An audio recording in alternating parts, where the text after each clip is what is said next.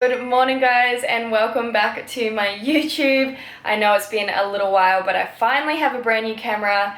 Long story short, last time I was filming for you guys I mentioned that I was borrowing a camera because mine broke, and then when I sent it off to get fixed they actually lost it and only realized like 6 weeks later.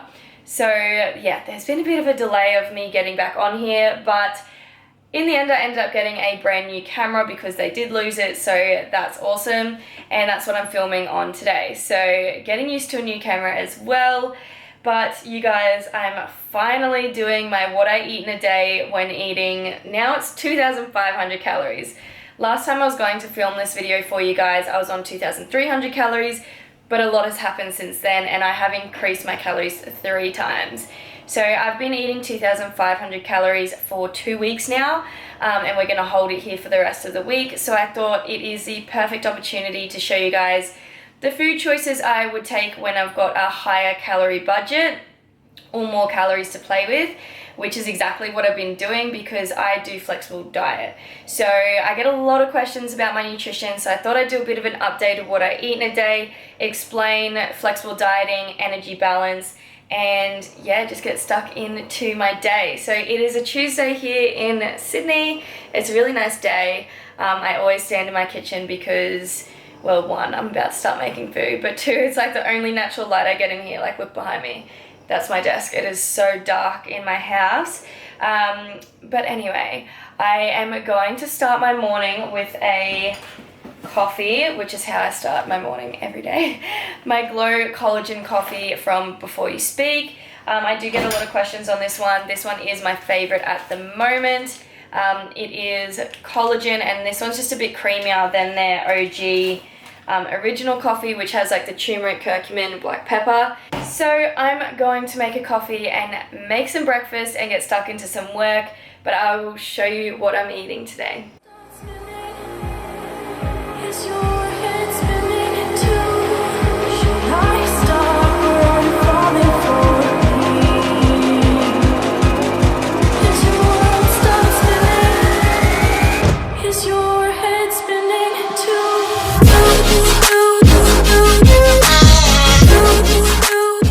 So here's breakfast. It is protein pancakes with honey on top and passion fruit, chobani, and strawberries.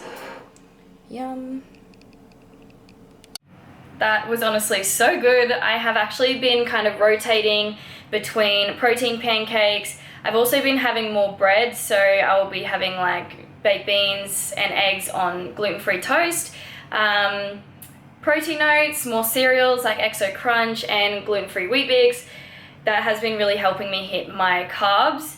But yeah, I just wanted to tell you that to show you guys that whilst I do have higher calories, I have been a lot more flexible with my food options. As long as it's still hitting my macros and my calories, then we are all good, and my fiber as well. But I'm going to get into that a little bit later when I discuss and talk about flexible dieting.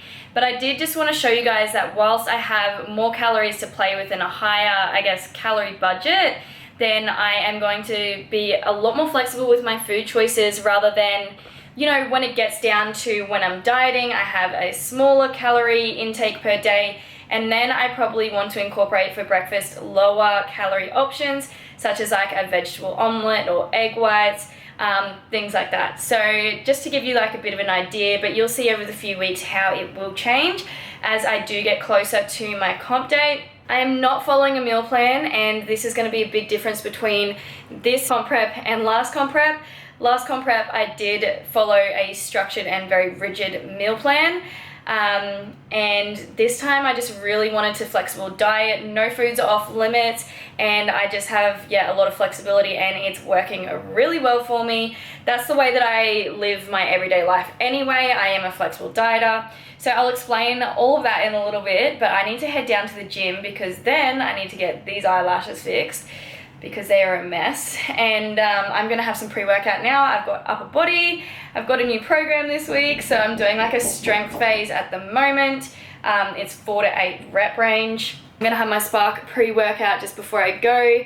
go down to the gym and then I'll show you guys what I'm having for lunch. I just got back from the gym. I am shaking so much. That was such a good session. I literally got 10 minutes to shower and quickly go off to get my lashes done. Alright, so this is my post-workout meal. There's 150 grams of basmati rice and then 125 grams of chicken, and then there's about 60 grams of green beans.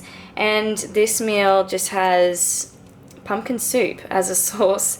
I cooked it up yesterday, so I just had to reheat that. It's so good and the macros are awesome. Alright, so I'm home from getting my lashes done. As you can see, I really needed them done. They were getting so gross. But I'm going to have a bowl of Weet-Bix. I actually had 2 Weet-Bix before I left as well. And I put honey on it, and usually I have it with rice milk, but I actually need to go back to the shops and get more rice milk. And this is because, one, I try not to have too much dairy, only because my skin breaks out, and 2, because I need high carbs. So that is the reason for the Weet-Bix, the honey and rice milk post-workout as well. So I'll show. Alright, so these are gluten-free Weet-Bix, and then I literally just put honey on them and eat that. You guys will notice at the moment I'm actually eating a lot of cereal, so later I'm going to have Exo Crunch as well, and this is purely to hit my carbs, because they are really high. Like what I said, they're 340 or maybe even 350 grams per day, so my carbs are really high. So I've just been having lots of cereal because I love cereal, and while I can, why not, and having rice milk as an alternative to have high carbs, and like I could put like a banana in with that as well. So yeah, these are all just little options that I do. Alright guys, so I just wanted to quickly speak about flexible dieting and what it is. So flexible dieting is not a diet, but it's rather a way of eating or a nutritional system.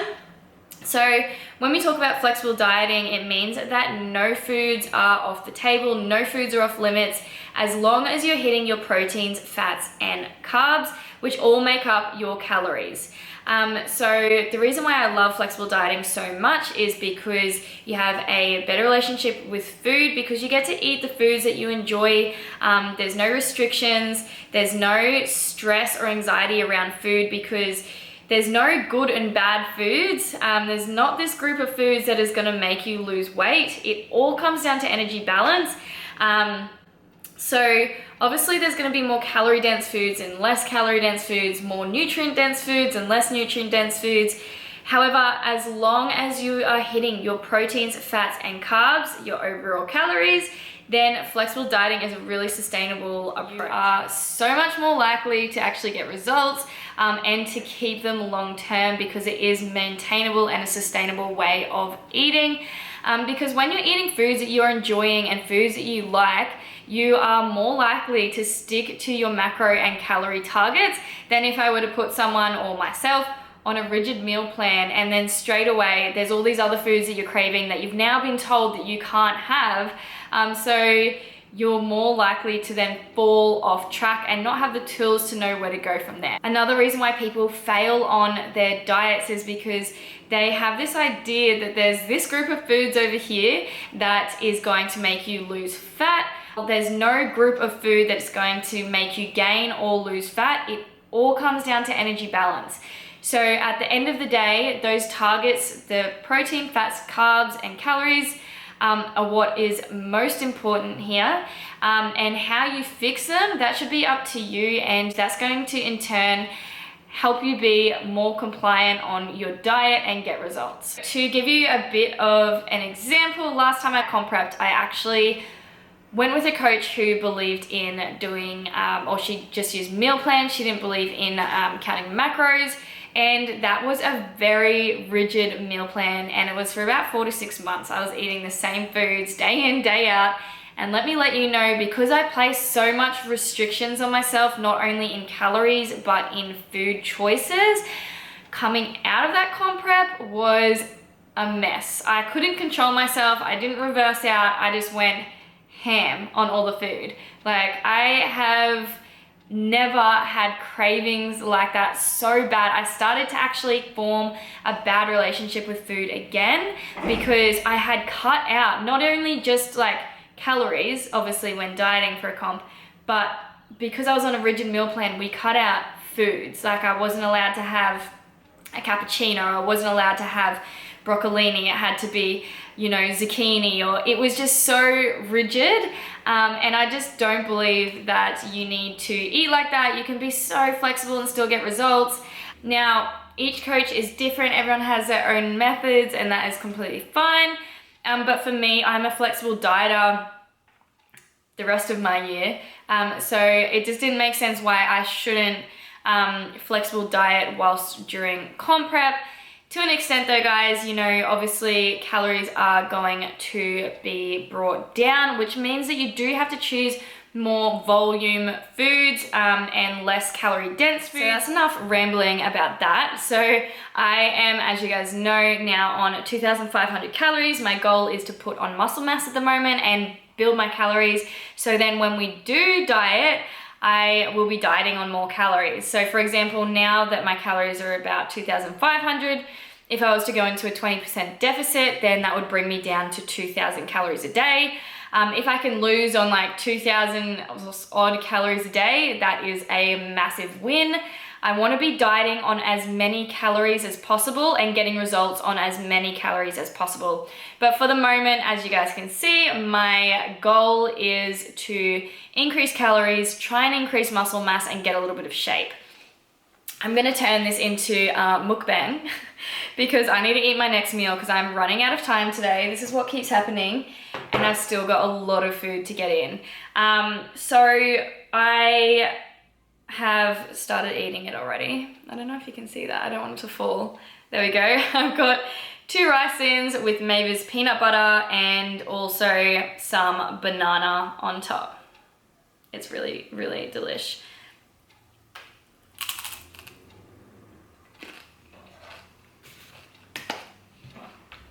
Okay. I had some questions. I put up a little questions poll on my Instagram this morning, just asking any questions to do with my comp prep, with my nutrition, with my food. Rice cakes are hard to eat and talk, it's all stuck in my teeth. Okay, first one, I'm gonna try and select 5 real quick because I feel like this video is getting long. So first one, how long did it take you to build to 2,500 calories? What did you start at? Okay, well, 3 to 4 weeks, I'll say, from 2,200. My calories have been up quite high for the last year, probably around 2,200 calories. So that's what we started on. We started on 2,200 calories. We've increased 3 times my calories, and we're now sitting at 2,520 calories. Do you measure your food raw, cooked, or both? All right, look, just measure it how you're tracking it. If you're writing into your phone poached chicken breast, then weigh it once you've poached it. If you are tracking rice and you're weighing it as after it's been cooked, make sure that when you're tracking it, it is for the nutritional values of after it's been cooked. It is a bit hard, obviously, because you know the weight does change, but it depends on the brands of the rice and stuff. So on this palette and I scan it, the packaging I mean, I like to just go off whatever the packaging says. So with chicken, it is raw, so I'm gonna weigh it raw. And then my rice, it actually, when I scan it, it says 150 grams of cooked rice, so I weigh that cooked. So just make sure that you're consistent with whatever weight you're doing it, raw or cooked. Thoughts on using sugar-free replacements and diet drinks, diet jellies? I think it's fine as long as it doesn't upset your stomach. For me, artificial sweeteners completely fuck my stomach up. Like I am like out here bloated and it hurts. So it's just not worth it for me. I'll just go for the normal one. Guys, do I get bloated from eating so many calories? I tried to do a bulk, but got so bloated. Yeah. It's just food, you know, like by the end of the day, yeah, I'm going to be bloated. My stomach like feels really full. To be honest with you, eating 2,500 calories, some days I'm really feeling hungry, but other days like today, I'm really not.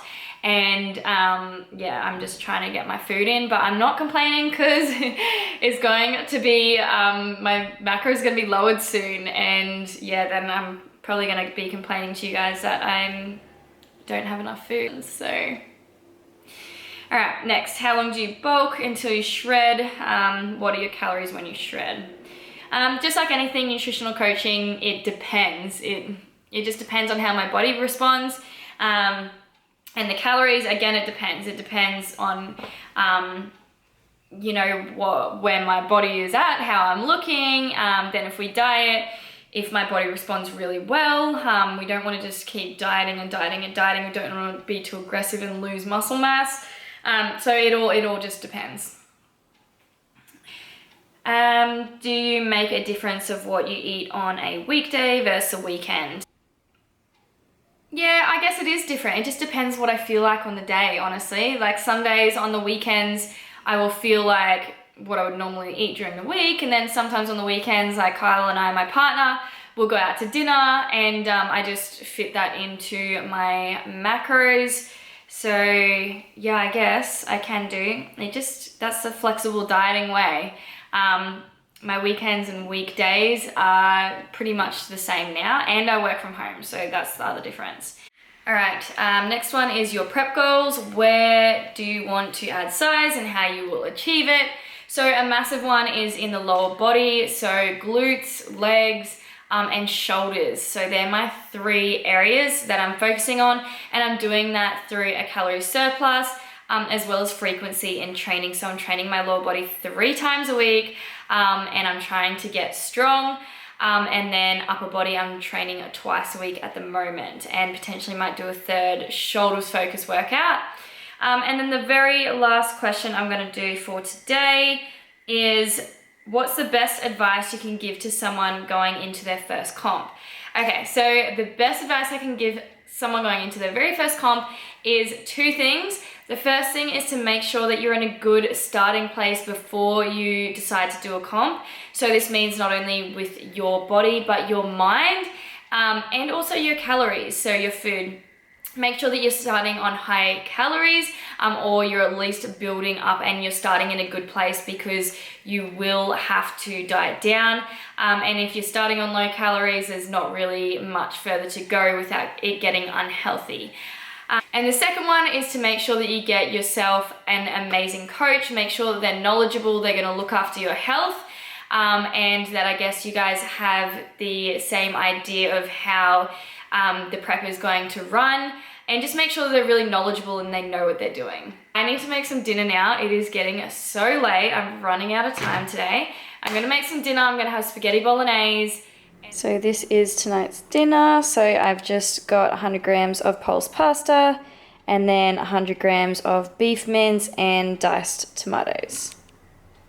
So this is my very last meal of the night. It is 50 grams of XO Crunch and milk. I haven't got to the shops. I needed like veggies and everything. So usually in like my spaghetti bolognese, I'd have spinach and mushroom. But I have just really run out of time today. I'm going to sit down and eat this and relax. I've got a PT session tomorrow morning at 5 a.m. and a really busy week. But anyway, guys, I hope you enjoyed this video. I hope it gave you a bit more of an insight into what I'm eating now, my calories, and flexible dieting and stuff like that. But as always, I'll keep you guys updated along the way, and I'll see you in my next video.